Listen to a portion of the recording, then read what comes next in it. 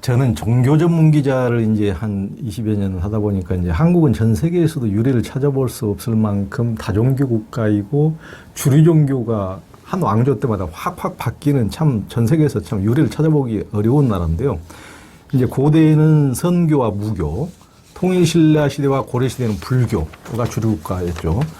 조선 시대 보면 확 바뀌어서 이제 억불 숭유 정책을 하면서 유교가 등장하고 이제 성리학의 나라가 됐죠. 근대에서 이제 동학과 증상도, 대종교 이런 민족 종교들이 이제 등장을 했고, 현대에 이제 개신교, 카톨릭이 굉장히 이제 또 주류 종교로 등장을 하면서 이렇게 급변하는 이제 종교의 현상을 보여주는 것을 참 주목하지 않을 수가 없는데요.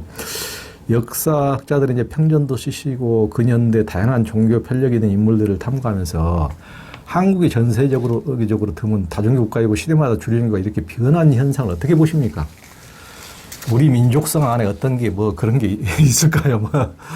예, 우리 역사를 지배의 역사와 피지배의 역사, 그러니까 지도층과 민중의 역사를 별개로 봐야 될 것 같아요. 지배층은 명나라가 들어서면은 명나라의 친명 정책을 쓰고, 청나라가 들어서면은 친청 정책을 쓰고, 거기에 이제 조공을 하고, 그리고 이제 일본이 지배하면은 재빨리 일본의 신도가 되고, 또 일본이 망하고 미국이 덕세하니까 친미주의자가 되고, 그렇지만 우리 민중은, 백성, 기층 민중은 그런 어려움 속에서도 그 제주도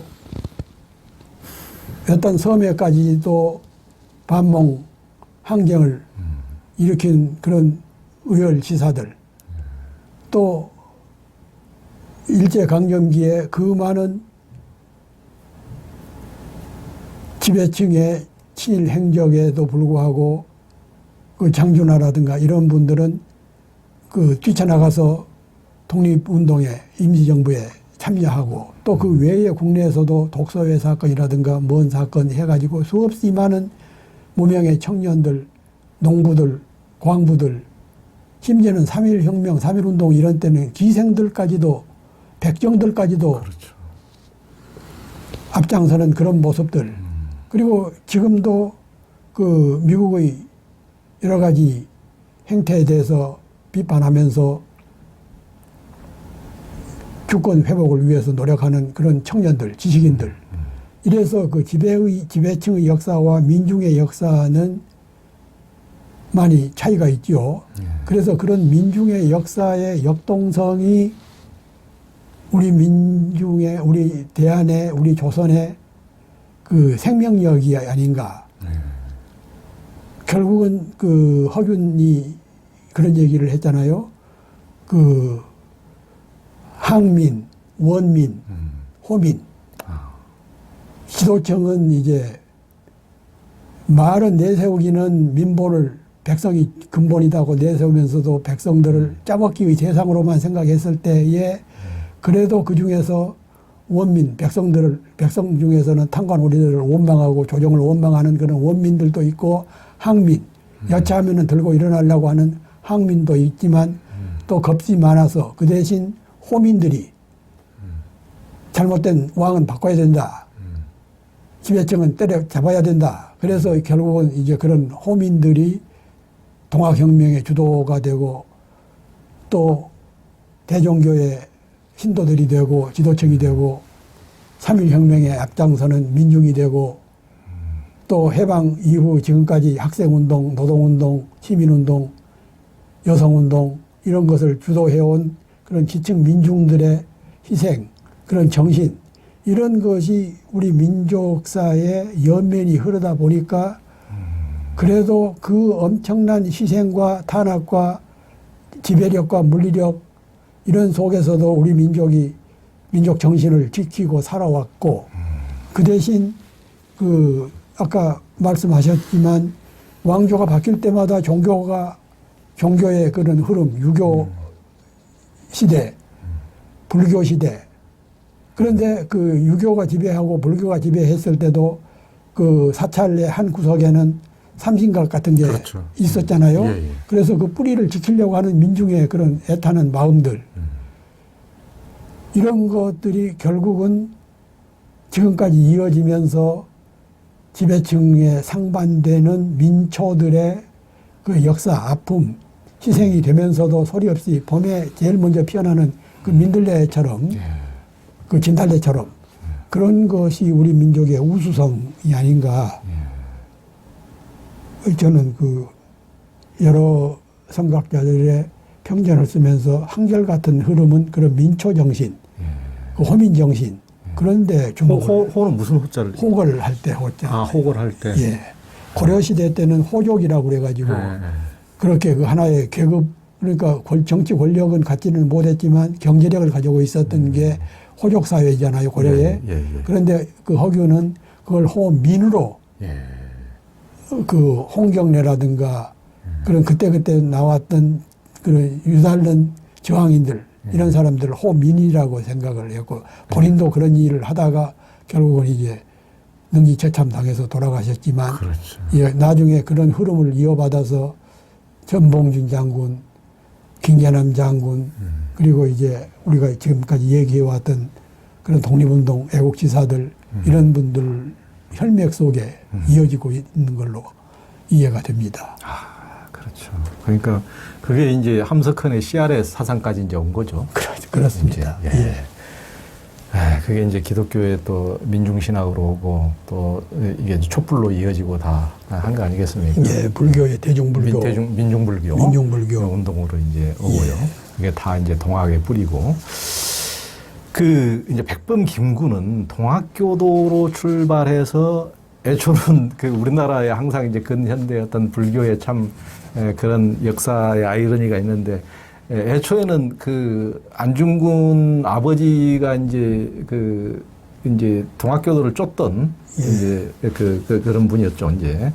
그런데 이제 나중에는 이제 결국은 이제 서로 화해하고 이제 독립운동을 돕는 이제 사이가 됐지만은 처음에는 이제 이게 동학이 이제 불순한 왕조에 반하는 어떻게 보면 이제 그런 거니까 이제 그런 역적으로 보고 이제 그렇게 쫓는 입장이었는데 김구는 이제 처음 이제 동학교도로 출발해서 나중에는 이제 쫓고 다니다가 또 이제 공주에 가서 그 불교 스님도 하고 이게 결국은 이제 기독교인이 됐다고 하는데 그러면서도 또 한민족 치고 대종교인이 아닌 사람이 없다 이런 말씀도 한 당연히 민족주의자신데 그의 어떤 종교 편력을 어떻게 보십니까?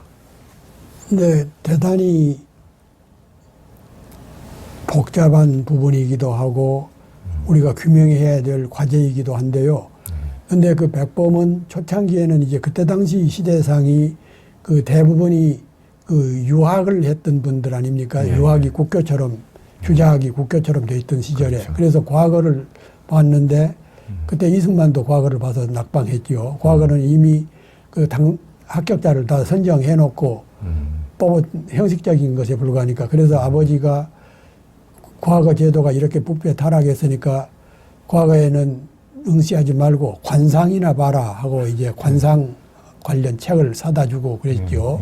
근데 그 무렵에 나타난 게 그 최재우 선생의 동학인데 동학은 만민평등 하늘 아래 그 다 평등이다. 그렇죠.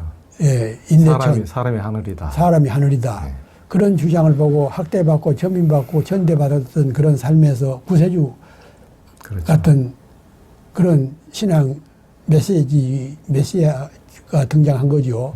그래서 동학에 참여해서 그 소년 접주가 그렇죠. 됐고 의병이 됐고 그런 지켜보던 분이 안중근 의사의 아버지 안태훈 선생인데 안태훈 선생은 동학을 그 반동학 세력이지만 자기가 지켜보고 듣는 소문에 의하면은 김구 같은 의열 청년을 살려야 되겠다 싶어가지고 사람을 보내서 이제 그 불러들이고 그렇죠. 결국은 안중근 집안하고 나중에 그 혼사가 맺어지지는 않았습니다만은 그 안중근 조카하고 안중근 그 사촌 동생하고 그 결혼 혼당까지 있을 정도가 됐고 그러다가 이제 나중에 그 신민회에 가담하면서 근대적인 그런 그 공화주의의 세례를 받게 되고 그리고 이제 그 백오인 사건으로 그 사형 선고를 받고 인천 감옥에서 탈출해서 이제 공주에 가서 승려 생활을 한 2년 했죠. 예, 예. 그러다가 이제 망명을 해서 망명하기 전에 기독교 신자가 되고 그래서 저는 그 김구 평전을 쓰면서나 그 이후에 공부를 또 전집을 만들면서 보니까 그 종교를 그 신념화했다. 그런 말이 신학적으로 가능할지는 모르겠습니다만은 백범이나 그 독립운동에 열중하셨던 그런 분들 또 나철 선생, 선사 이런 분들의 행동을 볼 때 단순한 특정한 종교를 믿었고 다른 종교는 배타했다는 배타성을 갖고 있는 그런 것이 아니라 하나의 신념화된 종교를 통해서 또 종교를 통해 신념화하면서 타 종교와 대화를 하고 높이 평가를 하고 공존하고 함께 활동할 수 있는 대단히 폭이 넓은 그런 모습들 이게 진정한 종교인이 아닌가. 우리나라가 여러 가지 특장이 있습니다만은 다종교 문화이면서도 또 다른 나라들처럼 서로 그 종교끼리 그 싸우거나 그런 것이 거의 없지 않습니까? 이런 부분들도 그런 그 백범이나 이런 분들의 그런 정신에서 많이 영향을 받은 것이 아닌가. 정리하자면은 그렇게 그 광신적인 종교, 그러니까 동학에 광신하지도 않았고 불교에 광신하지도 않았고 기독교에 광신하지도 않았고 그런 것을 신념화하면서 그런 과정에서 조국의 해방, 조국의 통일정부 수립 이런 것을 신념으로 했던 그런 그 특수한 종교 인식 이런 모습들 좀 서투른 지적 같습니다만은 그런 모습이 아니었나 그렇게 정리를 하고 싶습니다. 예. 그러니까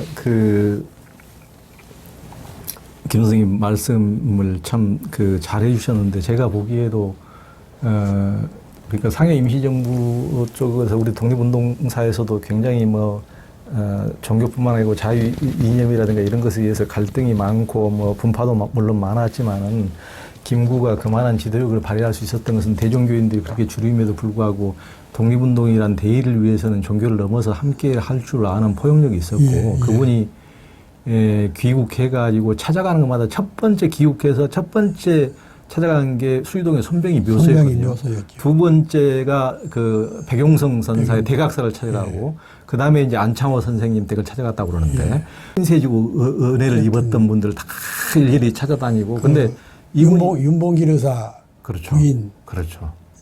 찾아가서 그 교육 보고를 하시고 그러니까요. 그러니까 이분이 어떤 종교를 넘어서 그것만 해도 딱 나오잖아요. 그러니까 어떤 그 이후에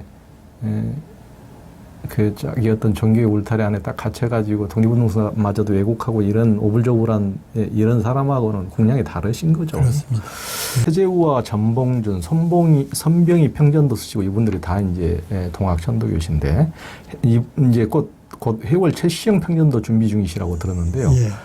또 장일순 평전도 쓰셨는데요. 장일순은 굉장히 이제 원주의 이제 현대 인물이고 그때 원래 이제 동학이 생길 때는 서학 즉 천주교의 이제 서양 세력이 서양 제국주의가 서세 동점 다 이제 동양의 약속들을 다 먹어 삼키는 그런 이제 현상에서 반외세를 주창하고 이제 서학에 반하면서 동학이란 말을 표방을 했는데요. 그러니까 서학과 동학은 천주교와 동학은 어떻게 보면 대립되는 개념인데 장일순의 경우는 이제 태어나면서부터 천주교인으로서 원주의 또 지학순주교와 함께 민주화운동을 해서 지금 정의구현 사재단 탄생에 결정적인 역할을 하신 분이거든요. 그런데도 그분은 평생 해월 최시영, 원주에서 이제 잡혀서 돌아가시던데, 구한말에 이제 동학의 지도자였죠. 해월 최시영을 사숙해서 평생 그분을 따르고, 그래서 그분이 지금 뭐 우리가 이제 저도 한살림을 늘 시켜 먹습니다만, 한살림 협동조합도 이제 그분에 의해서 이제 어떤 생명운동이 시작되시고 한데, 그분을 통해서 동서학이 어떻게 보면 동학서학 천주교와 동학이 이렇게 대립하다가 장윤순을 통해서 해원 상생했다고도 보이는데, 이를 어떻게 보십니까? 예. 저도 최근까지 최재우 선생이 동학을 창도할 때 그 교과서라든가 선인들이 먼저 써놓은 글들에 보면은 그 서세에 대항해서 그 동학을 창도했다 이렇게 나와 있더라고요. 그런데 조사를 해보니까 동학의 동은 지정학적인 대칭 용어가 아닌 우리나라 고대 국호였어요. 이명이죠. 그런데 예컨대 우리나라의 그 동국 여지승남, 동국 명산기, 동국 문헌, 동국 문헌 비고, 동국 문헌 전료, 동국 사략, 동국 세시기, 동국 여지승남, 동국 지리지, 동국 통감, 동사 강목, 그리고 한이 이를 동의보감, 이렇게 우리 고대의 또 근현대사의 이를 동국은 우리 민족의 그리고 중국에서는 동이족이라고 그랬고, 그럴 정도로 동국이라는 동이라는 용어가 지정학적인 개념이 아니라 우리 민족사의 하나의 그 고유한 명칭이다. 그래서 그 최재우 선생이나 최시영 선생이나 이런 분들이 동학을 창도하고 승계하고 연구를 하고 선포를 할 때 단순히 서세에 대항하여서 일어난 것이 아니라 우리 민족 고유의 거기다가 유교, 불교, 무교, 풍수 지리까지 거기 또 자신들이 갖고 있는 그 인내천 사상, 하늘이 사람이 곧 하늘이다라는 그런 사상. 특히 그 해월 선생은 요즘에 우리가 지금 그 노르웨이의 10대 소녀 툰베리 얘기를 많이 하고 그렇습니다만은 이미 120년, 130년 전에 그 환경, 그 하늘과 사람과 물, 자연이 일체가 된다. 이 많은 인류의 지성인, 지식인, 학자, 선비들 중에서 이렇게 세 가지를 하나의 테두리로 묶어낸 분은 해월 선생이 처음이 아닌가 싶거든요. 하늘, 사람과 하늘과 자연을 함께 보존해야 된다. 이렇게 우리 선대들 중에서는 그런 그 이미 19세기에 21세기를 내다보는 그런 그 예견력, 예언력, 투시력을 보여줬는데 우리는 그런 거, 후대들은 그런 것을 이어받지 못하고 오히려 외국에서 어떤 특이한 일만 있으면은 그것만 조명을 하고 그러지 않습니까? 그래서 그 최재우 선생이나 최시영 선생이나 이런 동학도 우리가 지금까지 토론해왔던 그런 그 대종교 지도자들, 이런 분들이 가지고 있었던 그런 그 선견지명이랄까, 학구심, 연구심, 이런 데 대한 우리가 게을러서는 안 되지 않겠느냐. 우리 조상들은 이미 100년도 더 된 시절에 이미 이걸 내다보고 인존사상을, 천명사상을 얘기했는데 뒤늦게 마치 소크라테스가 어떻고 루소가 어떻고 몽테스키가 어떻고 그런 얘기들만 가르치고 배우고 그러지 않습니까?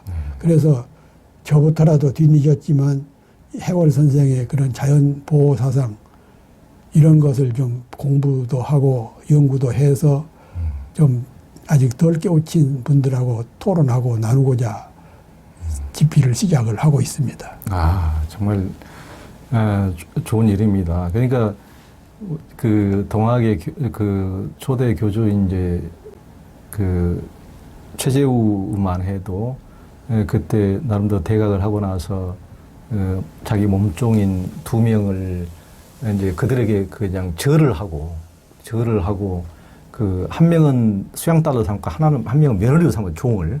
그러니까 링컨 조선보다 더 먼저 노예 해방을 시킨 훨씬 거죠. 전에 노예 해방을 네, 시킨 거죠. 그러니까 그런 것은 우리 이 땅에서 그렇게 혁명적으로 이렇게 했던 것을 다 우리 잊어버리고 또 해월 최시영 선생은 그냥 그때는 뭐 양반 상놈 정도가 아니고 그러니까 얘들도 전부 다 천시하고 그러는데 얘들도 때리지 마라 그러고 그렇게 이제 여자도 그렇게 다 존중하게 하고 사람뿐만 아니고 동물 그리고 어떤 우리가 보이지 않는 미물까지도 다 생명이 하늘이니까 전부 다 존대하라고 전부 다 그런 생명 사상을 이렇게 심었거든요. 그러니까 굉장히 그 지금의 어떤 현대적인 생명 사상의 어떤 가장 원조의 뿌리였는데요. 그래서 제약선주교도 깊은 감동을 받고 그러니까 30년 동안 보따리 하나 들고 쫓겨다니면서 이렇게 쫓겨다니면서도 늘 그런 생명 존중으로 이렇게 사람들을 이끌고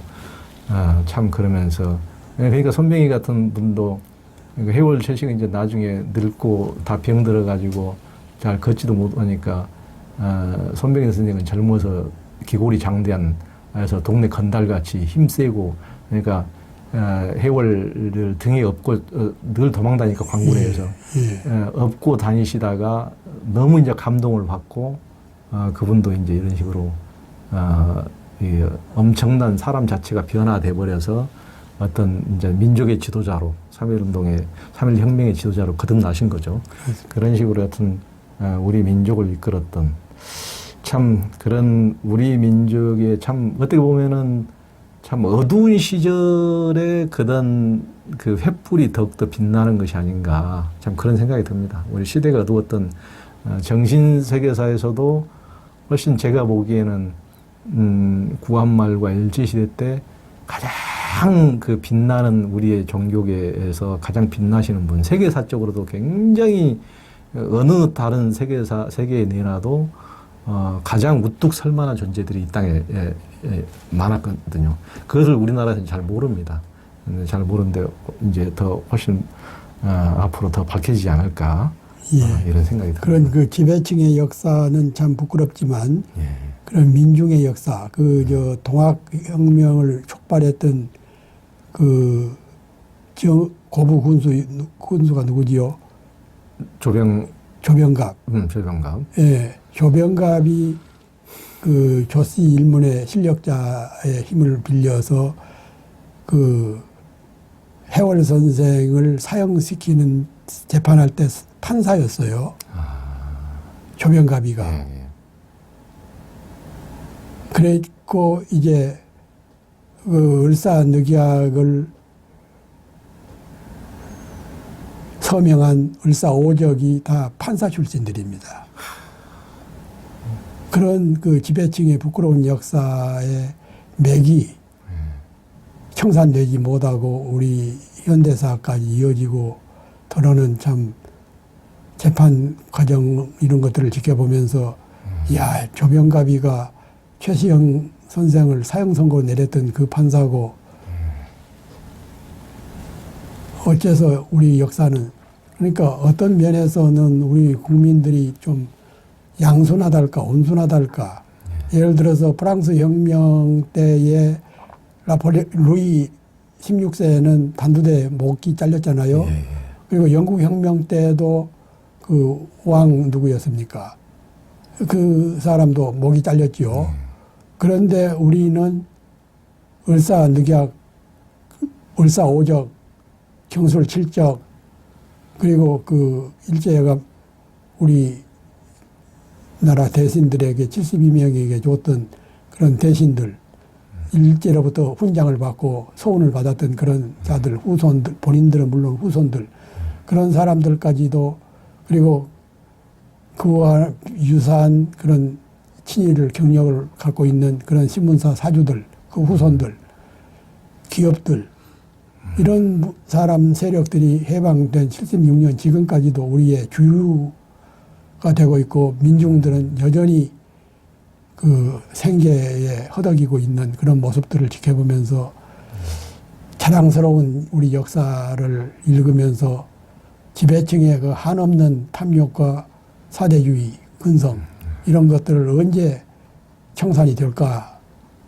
여전히 그 숙제가 되고 과제가 되고 있고 그렇습니다.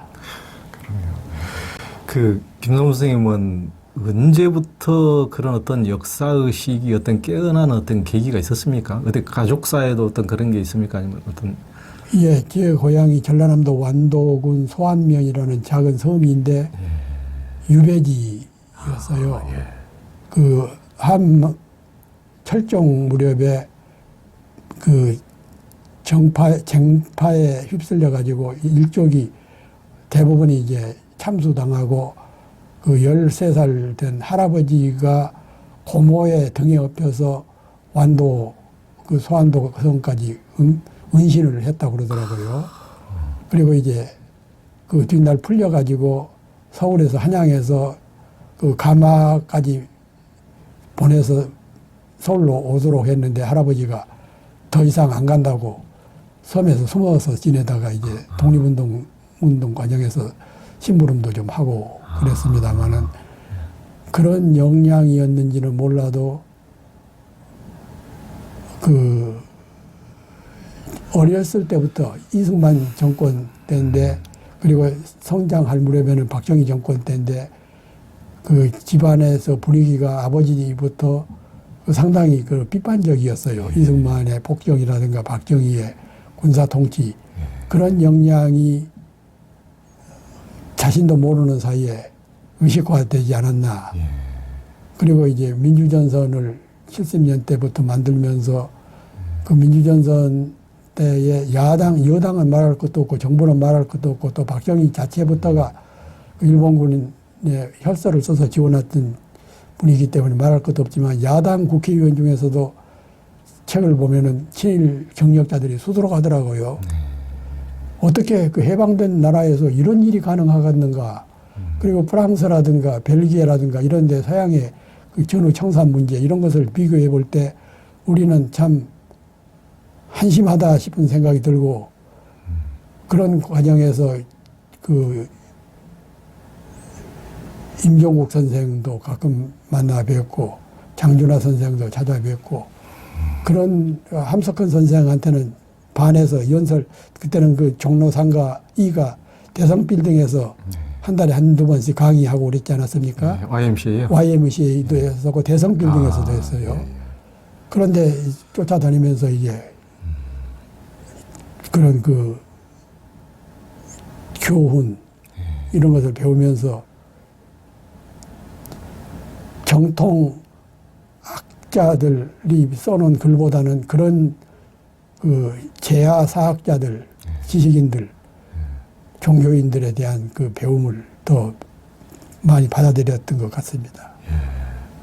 아, 그런 뿌리가 있군요. 그러니까 태어난 소안도라는 섬은 1920년대, 30년대에 인구가 한 5천 명 정도였는데 그 독립운동 그때는 후대이 선진이라고 그랬죠. 불령선인. 재판을 받은 사람이 한 300명 정도 됐습니다. 엄청나네요. 예. 그렇게 그러니까 그리고는 이승만 정권 내내 그 야당 국회의원을 뽑았을 정도예요. 그 외딴 섬에서. 참. 그럴 정도로 저항심이 강했고 그랬는데 이제 나중에 6.25 전쟁 때 또 엉뚱하게 누명을 씌워가지고 많이 희생이 되고 그랬습니다만은 그런 태어난 곳의 그런 그 역량, 분위기, 역사 이런 것도 사람이 성장하고 살아가는데 큰 정신적인 영향이 없다고 할 수는 없을 것 같더라고요. 아, 그렇죠. 우리 김성문 선생님은 이제 오늘 실은 제가 덕소 대개 가려고 그러는데 대개 안 가고 지금 서울의 이 태화관 옆에 플라톤 아카데미에서 이제 같이 우리가 지금 말씀을 나누고 있는데 그 덕소에 가면은 그 아파트가 무너질 정도로 책이 한 3만 권이 이렇게 가득 쌓여 있다고 그래서 아주 우리나라의 최고 장서가라고 뽑히시는데 예전에 우리 김상문 선생님은 주머니에 그가 참 어렵게 다 이렇게 사셨으니까 그리고 민주화 운동, 민주전선 이렇게 하시고 그 참 주머니에 10,000원이 있으면은 이것을 저녁을 먹을까 책을 살까 이렇게 하시다가 저녁을 굶고 항상 책을 사셨다고 그러는데 왜 그렇게까지 그렇게 어찌 보면은 바보 같이 살아왔기도 하고, 예. 어찌 보면은 그 지식에 굶주려서 갈증 같은 거, 예. 다른 그 탐욕, 물질적인 탐욕은 죄가 잉태하지만 예. 정신적인 탐욕은 좀 강해도 심해도 예. 그건 뭐 죄가 아닐 것 같더라고요. 예. 그래서 지금도 책방을 일주일이면 한두 번은 들리기도 하고, 또 이제는 그 책 정리를 좀 하고 있는데, 뽑아서 버릴 걸 내놨다가도 다음날 가서 보면 다시 끌어들이고, 또 그걸 구했을 때 그 정황을 생각하면은 아깝기도 하고 그러더라고요. 예. 그래서 그 들어온 분들이 아파트 무너지지 않느냐고 하면은 겁진하고, 또 어떤 분들은 우리나라 100층까지 올라가는 건물을 짓는 우리나라 공법이 그런 책 정도가 괜찮다고, 그래도 좀 불안해가지고 책을 이렇게 요즘은 부엌하고 화장실만 빼놓고는 좀 널어놨습니다. 한쪽에다가 무게를 예. 집중하지 않으려고. 예. 그래서 다른 것은 제가 길을 참 못 찾아다니고 컴퓨터도 잘 못하고 그러지만 책은 어디가 있는지는 알겠더라고요. 대단하시네요. 예, 네. 그래서 여기까지 왔는데, 근데 문제는 이렇게 책을 어렵게 쓰고 출판사가, 제가 안타까운 일을 이야기 하나 덧붙이면은, 그 주시경 선생, 예. 이 주시경 선생도 나철 선생을 이 발굴을 하다시피 해서 큰 한글 학자로서의, 그리고 그 제자들이 예. 북한으로 간 분은 김두봉 선생, 남한에서는 최연배 선생, 이런 분들이 있음으로써 우리 한글이 뿌리가, 한글의 전통이 이어지기도 하고 그렇죠. 살려지기도 하고 그랬는데, 주시경 선생이 그 원조거든요. 예. 그리고 그 서재필 박사가 귀국해서 독립신문을 만들 때 한글로 만들었던 이유 중에 하나는 주시경 선생이 한글을 익혀서 그걸 교열을 보고 그분이 있었기 때문에 가능했던 겁니다. 그런데 재작년에 최연배 선생 평전을 썼는데 출판사에서 첨부를 찍었는데 한 3년이 된 지금까지 반도 안 팔렸다 그러더라고요. 참 안타깝네요. 예. 그리고 주시경 선생은 지금 아직 맡겠다는 출판사를 못 찾았습니다. 아, 참. 그래서 어떤 때는, 야, 이거 헛공사 더 이상 하지 말라는 가르침인가 싶기도 하고, 안타깝고 그렇습니다만은. 그러나 그 보로에슨가 어떤 분이 서양에 예. 자기 쓴 책 한 권만이라도 누가 봐준 사람이 있으면 책을 계속 내겠다고 그런 얘기를 했더라고요. 예. 그런 정신을, 그런 생각을 저도 갖고 있습니다. 그러니까요. 한인샘 선생, 우리 주시경 선생이 아니면은 우리가 이 쉬운 이 한글을 읽고 쓸 수 유지된 말모이라는 영화도 나왔지만은 그렇게 피눈물 나게 일본인들에게 당하고 고문을 당하면서도 이걸 지키기 위해서 참 피눈물 나게 해온 그런 역사, 어떤 혼이 없는 민족이 지탱할 수가 없는 거죠. 그러게 이제 말과 이것이 다 혼인데요. 혼에 이게 나타난 표현인데, 그게 참 안타깝습니다. 그런 과정에서 한겨레 신문이 한글 전용 가로쓰기를 채택하면서 그 시전에는 주로 한자 병용을 하고 새로 쓰기도 하고 그게 대세였잖아요. 예. 소위 주류 신문이라는 것에서는 그런 것을 아주 기본 원칙으로 정하고 그랬을 때 한겨레 신문이 아주 혁명적으로 한글 전용 가로쓰기, 이것은 바로 주시경 선생, 김두봉 선생, 최연배 선생의 뒤를 이은 거지요. 그런 신문이 있었기 때문에 이렇게 한글 전용이 그나마 가능했던 것이라고 저는 생각을 합니다. 아유, 참 고마운 일이고 참 부끄럽습니다. 그걸 더 잘 유지해야 되는데요. 참 우리 임상문 선생님이 이제 앞으로는 좀 무슨 일에 전념하실 생각이십니까? 몇 분들 평전을 더 쓰고요. 예, 어떤 분들 평전, 예를 들면 지금 이제 해월 선생님 평전 소설, 또 아까 그 신채호 소설, 예. 또 그리고 어떤 분들 평전을 또 허균 평전을 거의 다 썼습니다. 그래요. 작업을 예. 많이 하시네요. 예. 그래서 그리고 이제 그 타산 정약용 평전은 7월 중에 나올 예정이고, 그리고 우리나라 현대사에서 꽤 명망이 높았다가 나중에 회절한 시인 한 분, 예. 또 그 변호사 한 분, 살아있는 분 두 분들에 대한 평전은 제가 꼭 쓰고 피를 놔야 되겠다 싶어서 자료들은 많이 수집을 해놓고, 그런데 이제 그분들이 살아서 지금도 활동을 하고 있기 때문에 제가 그런 김대중 전 대통령 평전을 마지막 처음 시작할 무렵에 김대중 대통령이 돌아가시더라고요. 그리고 이영희 선생 평전을 마무리할 무렵에 이영희 선생이 돌아가시고, 그래서 다시는 살아있는 분 평전은 안 써야 되겠다 싶은 게 예, 그래서 못 쓰게 될지도 모르죠. 그분들이 더 오래 살지 제가 더 그때까지 살아나 있을지. 그러나 자료는 많이 수집을 하고 틈틈이 정리도 하고 그렇습니다. 대단하시네요. 참 우리 김성무 선생님 같은 분이 이렇게 근현대사 혼을 유지시켜주는 이런 역할을 하시니까 정말 운동가들이 중국에서 독립운동을 할 때 가장 듣기 창피스러웠던 게 조선 망국노.